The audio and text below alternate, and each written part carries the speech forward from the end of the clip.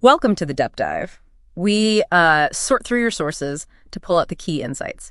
Today, we're tackling something I think a lot of us run into.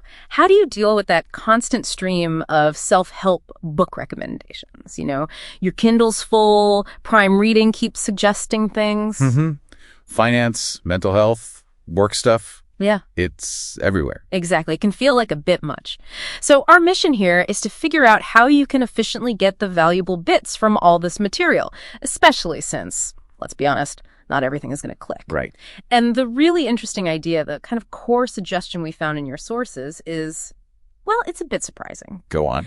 It's this idea of reading self-help books with a half-mocking attitude, or maybe less harshly, a lighthearted, critical eye. Half mocking. That sounds counterproductive for self-improvement, Yes, doesn't it? that's what I thought. So what did the sources actually mean by that? And why might that actually be a helpful approach for you? Yeah, it's a fascinating angle.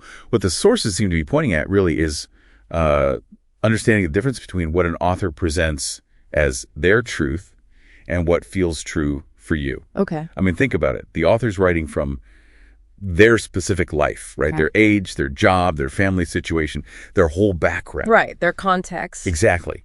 So it's only natural that not every single suggestion, no matter how well-meaning, is going to fit perfectly into your life, your unique set of circumstances. I see. So it's less about being cynical and more about filtering, mentally flagging things. Precisely. When the sources talk about half-mocking or being critical, it's really about active reading. You're not just, soaking it all up passively. Like being a detective for your own life. Yeah, kind of. You're asking, okay, does this really apply to me right now? Is this advice actually relevant for my job or where I am in life? It's about personalizing that critique.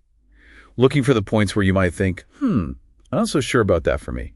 Like, if a book says you absolutely must wake up at 4 a.m. every day. Right. You might think, okay, great for that author, maybe.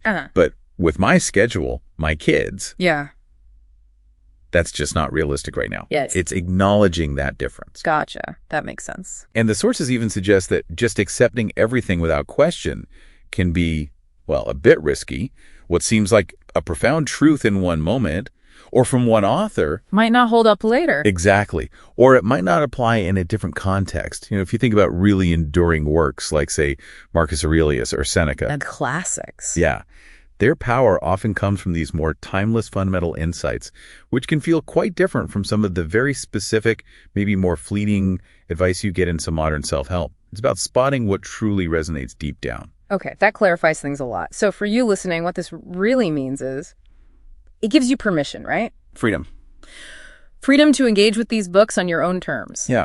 It doesn't make reading them less valuable. It just changes the goal slightly, making it more about personal impact. Right. And hey, reading seriously, taking it all to heart, that's totally fine too. That's a perfectly valid way to read, maybe even the original way. Of course. But this deep dive just offers another path, a maybe less heavy way, permission to pick and choose, to question, and only really absorb what feels right for your life, what actually clicks. Absolutely. You really don't have to swallow everything whole. Remember, an author's truth comes from their world. Yours might be quite different. Yeah. So the key takeaway is keep what resonates, what genuinely feels useful or drops into place for you. And, well, it's okay to let the rest go. Makes sense. Now, here's a final thought, something interesting the sources brought up for you to mull over. They mention this idea. They call it the deep abyss theory. Okay. The concept is basically when you mock others, you are also mocked. It suggests that the way you critically look at something or challenge it, that same critical energy kind of reflects back onto your own views, your own way of thinking. So the question is, does this critical, maybe even half-mocking approach to reading self-help, where you're internally pushing back against the author, does that reflect this deep abyss theory? Does it sharpen your own critical thinking, or does it somehow shape your own perspective in ways you might not expect? What does that interaction mean?